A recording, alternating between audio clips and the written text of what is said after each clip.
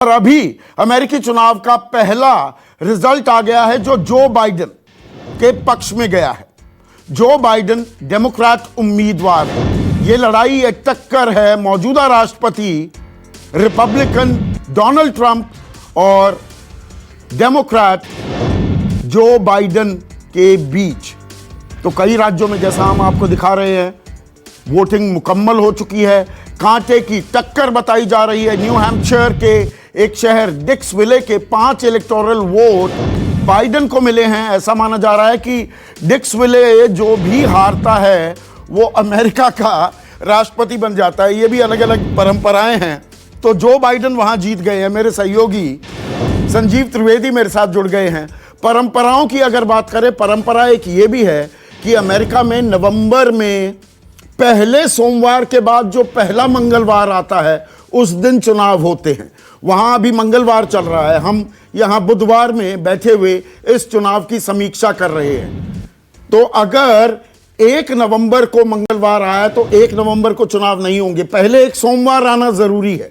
तो इसीलिए ये 3 तारीख को यहां पर चुनाव हुए हैं। उसके लिए बड़ा दिलचस्प कहानी है। हाँ। संदीप 1844 का ये कानून है। हाँ। और ये कानून जब तब बना था जब बुधवार को मंडियां लगती थी अमेरिका में। हाँ। तो किसान आते थे। हाँ। पहले वोट डाल देते थे। हाँ। और फिर बुधवार को मंडी करते थे और वापस चले जाते हाँ। थे। और उस वक्त से ये कानून आ गया है कि फर्स्ट मंडे के बाद का जो ट्यूसडे है हाँ। उसमें ये पोलिंग होगी। हालांकि ये वर्किंग डे होता है, बहुत लोगों को मुश्किलें होती हैं। हाँ। लेकिन 2 घंटे का अनिवार्य छुट्टी जो है सबों को दिया जाता है कि जाइए और वोट कास्ट करके आइए। ये देखिए अपने आप में परंपराएं भी। और ये डिक्सविले की जो बात कर रहे थे कि जो हार जाता है वो राष्ट्रपति बन जाता है। बहुत छोटा सा एक शहर है न्यू हैम्पशायर में। हाँ। जो कि अमेरिका और कनाडा बॉर्डर पर है। हाँ। और अमूमन यहाँ होता है कि ट्यूसडे की रात 12 बजे शुरू हो जाती है। हाँ। तो पहली वोटिंग यहाँ होती है। और चूंकि बहुत छोटा है तो 1960 के दशक से ये चला आ रहा है कि वहां पर पहले वोटिंग होगी और तुरंत में काउंट करके वो बता देते हैं। और इस बार के इलेक्टोरल कॉलेज में वहां सिर्फ 5 वोट थे,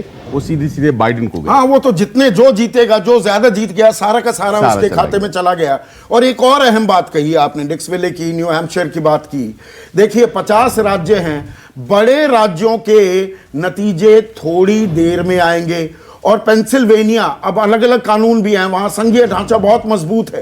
राज्य अपने कानून अपने हिसाब से बना सकते हैं। बिल्कुल। और पेंसिल्वेनिया में सिस्टम क्या है कि पोस्टल बैलेट 25.5 करोड़ वहां पर मतदाता हैं। अमूमन 60% टर्नआउट होता है। तो 16-16.5 करोड़ लोग मत डालेंगे। 10 करोड़ से ज्यादा ने पोस्टल बैलेट डाल दिए थे।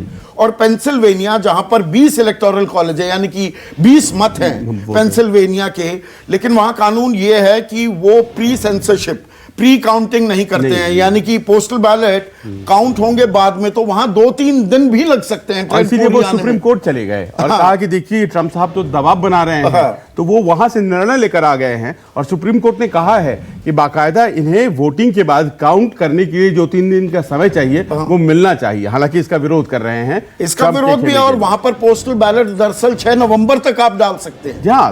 तो उसमें 18 सितंबर से शुरू हुआ है। हाँ, और 6 नवंबर तक आप वहां पर डाल सकते हैं। हाँ। ये भी एक देखिए संघीय ढांचा समझने की जरूरत है। नमस्कार, मैं हूं मानक गुप्ता। अगर आपको हमारा ये वीडियो पसंद आया हो तो इसे लाइक और शेयर जरूर करें। और हाँ, हमें सब्सक्राइब और फॉलो करना ना भूलें ताकि आप देश और दुनिया की कोई खबर मिस ना करें। चाहे कोई ब्रेकिंग न्यूज हो या कोरोना वायरस से जुड़ी कोई भी अपडेट, पॉलिटिक्स हो या आपकी जेब से जुड़ी कोई खबर, इलेक्शन की कोई न्यूज हो, कोई कंट्रोवर्सी हो या फिर कोई वायरल वीडियो, सब कुछ मिलेगा न्यूज़ 24 पर। तो जुड़े रहिए हमारे साथ और देखते रहिए न्यूज़ 24।